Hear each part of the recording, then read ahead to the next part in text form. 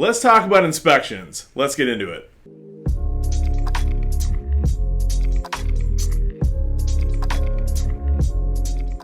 Hey guys, how you doing? Derek here from M1 Realty. I'm the broker owner, founder of the company. Started in 2014, just myself and a laptop up in the third floor of an office building here in Ferndale, Michigan. Fast forward to today, got the office space right at the corner in 9 Mile and Woodward, right in the heart of downtown Ferndale. And I've got an all-star team of agents, whether you're looking to buy, sell, invest, rent, whatever you need, we've got you covered. We even do property management now. And let's talk home inspections, because I'm here with my inspector that I use for almost all my business, Chris George from HDX Home Inspections. So, Chris, good to have you here. Thanks for sure for joining me for this. And yeah, let's just kind of get into the nitty gritty. I know I'm a broken record on these videos of telling people no matter what, you never ever want to waive your home inspection. You never want to waive your home inspection. Yep.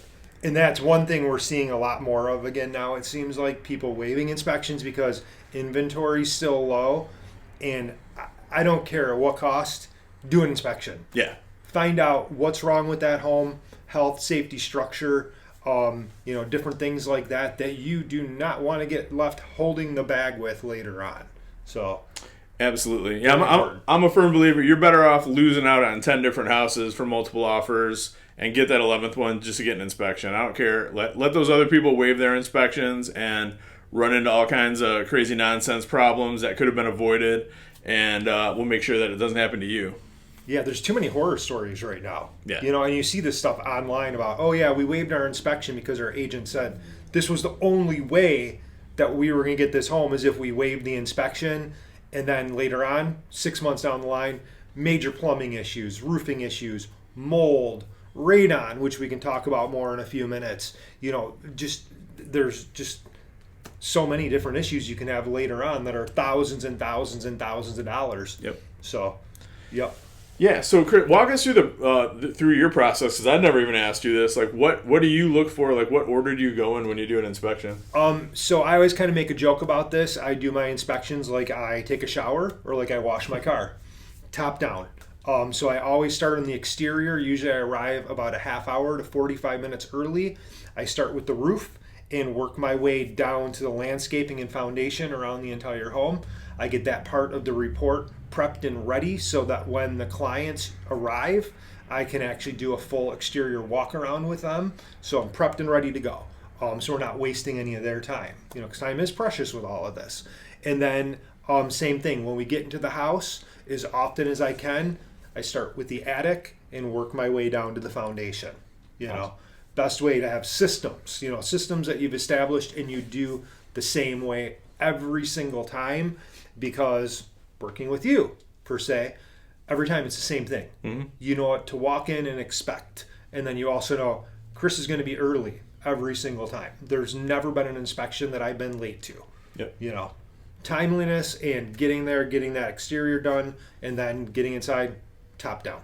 Awesome. Yeah. And the reason why I recommend you, or one of the many reasons, is for you kind of like walk that fine line of being able to guide somebody through the house and explain things that are going on without freaking them out, but at the same time you're extremely thorough. So I think that is the most important part, because, and it's not to say anything bad about any other inspectors, because everybody has different personalities, but over 11 years of doing this, I found that you can educate people on the good, the bad, and the ugly, and the entire time maintain your sense of integrity, but also provide service with a smile and good communication that doesn't stress people out. Right. Because I think that's where a lot of maybe inspectors or inspections go south, is because people don't know how to properly deliver information or interface with clients. Right. And that's kind of what I pride myself on now, is giving them all the good news or the bad news without ever breaking a sweat and never being dramatic about it. Right. And I think anybody that's been in the real estate business or investing for any length of time probably has been in that situation where where their client doesn't have that same delivery. So, and I know for a fact at the beginning my delivery was not that good, that, I did scare people because I didn't understand that, it's a stressful time. It's a stressful thing to buy a home. It's a lot of money. It's a lot of time. It's a big investment overall. So taking your time in maintaining that, personal delivery with a smile and no tension, no stress is the way to go. Right. Yeah, because it really is, because that's where things start to get real for a client, because they go from, oh my God, I got my dream home, this is like, and being all excited and only looking at the good things about the house, and then inspection time is like, oh my God, this is like a real thing that I'm gonna have to spend money on and have a repair budget and things like that. The roof is 40 years old. The plumbing's bad. There's galvanized plumbing. There's mold everywhere. There's different things going on, but again, you can always deliver that information plain as day and not have to stress people out. Yep. And as an agent, there's workarounds for almost anything, that could go wrong in the house, for sure, too. So yep, exactly. Yep. But sometimes, that's the good. It's good to know. Like I rarely miss something big, but every once in a while it will happen. Yeah. And that's your opportunity to, if you do need to get out of that contract, you can with the inspection. So back to the waiving inspections thing. It's just a bad idea. Mm-hmm. It's just a really, really bad idea. So yep. And he's a home inspector, so he's supposed to say that. I'm not one, and I still say that. So, it's the truth. It really is. So let's talk about some fun stuff here. Like what's the craziest thing you've ever seen at a home inspection? The craziest thing I ever saw on inspection was at a Detroit house in kind of like Mexican town area. It was, I believe, a 1915 or 1917 build. Cool little bungalow. And when me and the client couldn't be there, so me and the agent showed up, and I had somebody helping me that day. And when we walked in the front door, I heard the floor crack, and I quickly stepped, and the floor collapsed. Oh my God. Like right behind me, the floor actually collapsed. And then we kept walking, and as we were continuing to walk, the floor continued. You just heard crack, crack, crack, crack, crack. It was like an Indiana Jones movie where he's running through the tunnel trying to escape.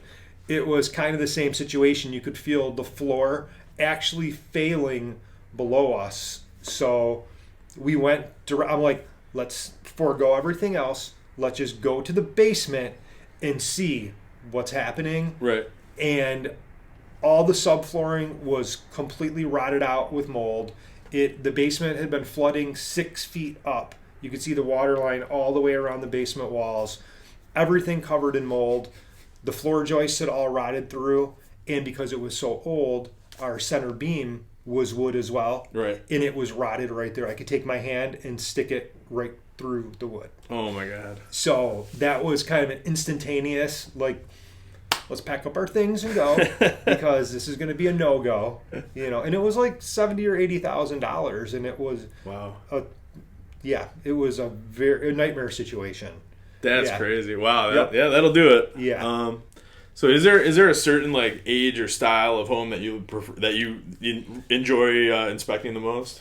I really love bungalows, just because I like that time period, and I really craftsman homes are kind of my favorite. They're generally in great shape still. They were built well. The craftsmanship is generally still holding up decades later, but those are my favorites. Cool. For sure. Aesthetically, I gotta say it. I know we never discussed this, but I have to say I'm probably the same opinion. Craftsman homes are just cool. Yep. And then the majority of the suburbs around Detroit, are mostly ranches and bungalows from the mid 40s to mid 60s, and you just don't find better craftsmanship. Like a new construction house now is not going to be nearly as they just don't have the workmanship put into them. Yeah. And again, it's not to throw all new builders under the bus, but a lot of it's the materials they're working with now and the time frame they're given to throw these things up as quick as possible. Yep. I did a new build the other day though, in Macomb Township. And it was great. It was beautiful. Nice. Very nice craftsmanship. All the windows and doors worked okay. Plumbing was done right. HVAC was done right for the most part. So, but I really like the bungalows and the craftsman style homes for sure. Awesome. Yeah. Awesome. So if you're a first time buyer, or even not a first time buyer, an experienced home buyer, and you're looking at a house thinking, the first time you're house shopping, Right. What do you recommend looking at or for as they're going through, even before the inspection? I always tell people to take a flashlight with them if they can and get an outlet tester, because so often electrical in an older home has been updated but not fully updated. So I typically tell people, hey, if you want to kind of get get a head start on this whole process, take an outlet tester with you and test a few of the outlets, see if they're grounded. If you have a step stool with you, not that I'm telling them to inspect the home themselves, but take a little peek in the attic if you can. Try to kind of get ahead of things that way a little bit. And then, in the basement, like the perimeter walls, looking for, any signs of water staining or organic growth, because that's all stuff we're going to find in an inspection. But sometimes it's good, and you can set yourself up a little bit. You can set yourself up a little bit for what you might find later on. Right.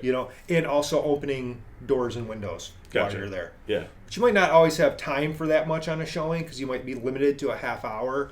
But there are little things you can do to get ahead of the game. Right on. Sure. Cool. Yep. Yeah, definitely. And a quick case in point, yesterday, Chris did an inspection for me in Ferndale, and it was built in the 20s, so typical Ferndale home. Every single outlet was grounded, which I've never seen before in a house. I was shocked. Yeah, I was like, oh, the upstairs is all grounded, but we're going to get to the first floor, and those are all going to be ungrounded. Very, very common, and they were all grounded. We were like, wow. Yeah, it just doesn't happen. Yeah, so everything was rewired, cool. Brand new panel. Yeah, really nice home actually. So in the course of a typical inspection, like how long should somebody budget? Like how long does your typical inspection take, and what does it all encompass? Okay, so typically I tell people to budget an hour per 1,000 square feet of the home, barring the exterior. Because I'm typically going to be there for, again, half hour to 45 minutes early prior to them getting there. So then we have that walk around when they first arrive. But typically on the interior of the home, I tell people, barring age, because sometimes, older vintage homes will take a lot longer because you're finding more wrong. And I'm taking more notes and more photos for my report. But typically I say an hour per 1,000 square feet. So if the home is 1,000 square foot bungalow, typically an hour on the interior, maybe 2, but typically it's about an hour per 1,000 square feet. Cool. So if it's a 3,000 square foot home, we're going to be there for somewhere between 3 to 4 hours. Gotcha. 5,000 square feet could be 5 hours. Sometimes those go a lot quicker though too. Right. Because they're newer homes, or it's in a more upscale neighborhood where things have been maintained very well, so we're not finding as much wrong. Gotcha. Yep. And then I know you briefly touched on radon when we first started this. So I know we're getting into that time of year. Right now it's February, but in the spring it seems to be when like the highest. It gets a little bit higher at different times a year. So why don't you tell us a little bit about radon, what it is, how to test for it, Okay, so radon, it's a naturally occurring radioactive gas. It comes from depleted uranium deposits in the ground. And basically, as that uranium breaks down, it turns to radon gas, and it's emitted up through the foundations into our homes. Typically, homes on sump pumps or with sump pumps, it can be a little bit higher. But lately, we've been finding it in general has been a little bit higher in many areas. Mm-hmm. So I always suggest doing a test for it. It's very easy to remediate. I've never done remediation myself, but from what I hear, it can be anywhere from $800 to $2,000 to take care of it. Yeah, generally less, about $800 to $1,200. Yeah. So it's not a super expensive fix, but it is the second leading cause of lung cancer in the United States. So if you're buying a home and I'm doing your inspection, there's a very good chance that I'm going to suggest you test for it. Yep. And I know it used to be like when I first got in the business 20 years ago, it used to seem like it was like Rochester Hills down through like Wixom Walled Lake area. There was like a pocket, and now it seems like it's expanding and it's a lot more areas too. I always used to joke about like the IKEA corridor, because I'd be like, oh, Canton, Commerce, Novi, right. And then we knew like Bloomfield, West Bloomfield, and then like you said, Rochester Hills, Oakland Township area. But in the past couple of years, we've seen higher levels in Clinton Township, Sterling Heights, St. Clair Shores. I actually had one 4 picocuries per liter is the cutoff, is designated by the EPA. I had a house that was 3 blocks from my house last year that came back at 14. Whoa. Holy cow. The people backed out of the house, and then somebody else bought the home, so I'm not sure if they're aware of it or not. Right. But yeah, there are various pockets of it. I had another one in St. Clair Shores that came back at 18 a couple years ago, so more than 4 times the limit. So it's in various areas. It can skip from home to home. One house can be high, the next house can be low. So nobody wants lung cancer. So for an additional $150 to $200, you can test your house for it, get results in 48 hours. It's just a smart thing to do. Yep, absolutely. Yep. And that should, and I've had houses where we've done radon and it's come back a little elevated, and I don't think we've ever had one where it killed a deal, because it's not that hard to take care of. It shouldn't kill a deal. Yeah, all the mitigation system really is like a fan that goes in your basement. And one side sucks in fresh air from outside, the other side pumps in the air, pumps it out. Yeah, yep. That's all it really is. So it's just when it sits in the basement and concentrates, and people spend time down there, and you're in an encapsulated area, and you're breathing it in. That's what causes it. So. Causes lung cancer. Yep. Scary stuff. Yeah. But so again, easily fixed. Yeah, and if you're the kind of person that is going to spend a lot of time in your basement, or the house has a finished basement, I absolutely recommend it. And especially, and even as a landlord, it's not a terrible idea as well, just from a liability standpoint as well. You're better off knowing, if that house has radon or not, and that way, you can protect your tenants that way and protect yourself. And not have a potential lawsuit down the line if, somebody in the house gets lung cancer and finds out, there's elevated levels of radon in this home. You're responsible for it. It's your home. Exactly. Yep. So, yeah. Cool. And then, so what's your service area, Chris? Like, my service area is pretty far and wide at this point. Typically, I was sticking to Oakland, Macomb, in Wayne County. Now that's all kind of gotten scratched, and I've been going as far as Jackson, Michigan. I've gone to Ypsilanti. I've gone all over the place, just because I love my job. I love working. I love looking at houses. I love interfacing with people. And if somebody calls me and wants me to help them and wants to pay me for my services, I'm typically not going to tell them no. Right. So, awesome. And I think it's a good way to be. If people want your help, you go and help them. Yeah, I agree. Yeah. I'm the same way. Yeah. I'll go way further than I probably should to go to show houses and stuff. Yeah, but it's just part of the job. Yeah. My car is my life. Yeah, welcome to the club. Yep. Yep. Yep, that's the truth. So, and then how many, like, what are your hours typically, and like how many inspections will you do in a typical month? In a typical month, I figure 25 to 30 is a good month. Average month is somewhere between 24 to 28. January I had like 43, so nice. It was a pretty busy month. Usually I try to fit in 2 a day, 10:30 and 3 o'clock if I can. Obviously I can kind of move my schedule around a little bit if I need to for people. But yeah, typically 2 a day. I don't like to do more than 2 a day. Gotcha. Because I think a lot of times when you try to squeeze in 3 a day, by the time you get to the third one, your eyes and your brain are not coordinating as well anymore, and you've already looked at the same stuff twice. So at that point, I think you start to enter the realm of irresponsibility and potentially missing things that need to be caught. So 2 a day is a good number. Some days it's 1, some days it's 2, but usually I will never do 3. I've only done it, I think, maybe 4 times. Really? And each time, by the time I'm halfway through the third one, I'm like, I don't think this is a good idea. Gotcha. I don't feel like I'm giving my clients or the agent my best effort at that point. So now, if somebody asks me to do a third one in a day, it's no. Right on. We'll have to do it the next day or find another time to do it. Right on. I guess I never really thought about that, but that makes sense, and that's awesome that you get worn out. Yeah. You get worn out. So, right on. it was mostly during the COVID crazies when it was like, can you do 3? Can you do 3? And there were those few times, and each time I was just like, nope, not Right. going to do this anymore. It's not worth it to anybody. Right. Yeah. You're exactly right. And the thing that I like too, when you have Chris do your inspection, you're going to get that report usually within 20 or 30 minutes of the inspection being done. And when I say report, we're not talking like 15 pages. We're like literally a short one's about 100 pages. Yeah.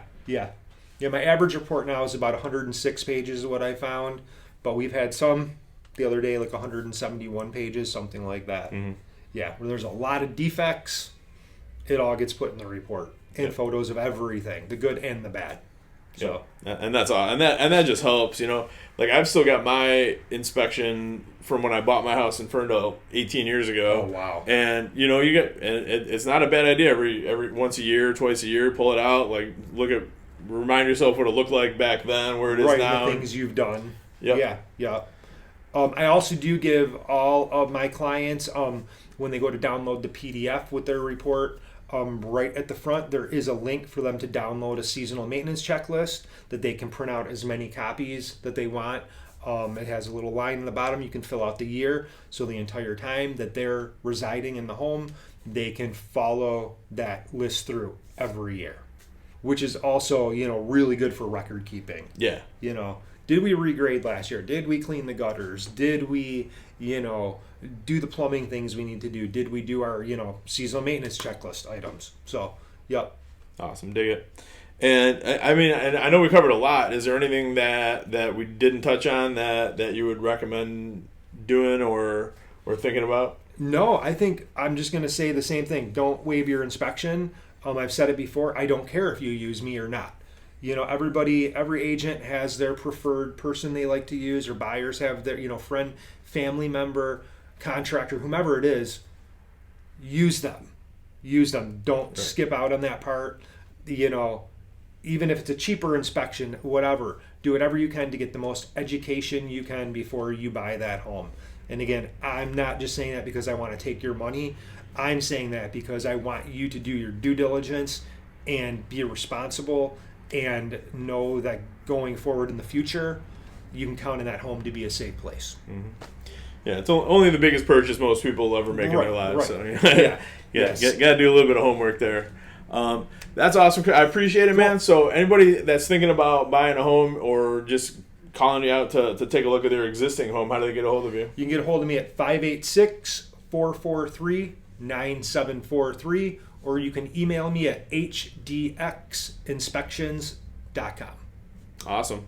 And as always, obviously, you know how to get a hold of me. Direct line, call or text anytime, 586-491-5622. You can also reach me at 248-561-6155. Shoot me an email, dwerenka@m1realty.net. Facebook, Twitter, Instagram, whatever messenger I'm on it. If you get a hold of me, I'll respond quick. And appreciate you watching this, guys. I don't do too many of these type of videos where I bring somebody in, but I definitely recommend Chris. I've worked with him for a long time, and and he wouldn't be on my YouTube channel if I didn't have 100% complete faith in his ability to give you guys a great inspection. So thank you so much for watching. Appreciate it. You need anything at all, just reach out. And we'll see you next week, guys. Thank you so much.